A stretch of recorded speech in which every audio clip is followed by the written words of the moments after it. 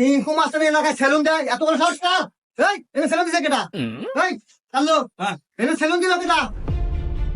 দাদু আমি আমি আমি আমি এই তো এই এটা চিঙ্কু মাস্টার এলাকা, সিরাজগঞ্জ হ্যাঁ। 1% বাংলাদেশ পাওয়ারফুল চিঙ্কু মাস্টার। এই এলাকায় সেলুন দিতে হলে আমাকে জানাতে হবে। তুই জানালি না কেন রে?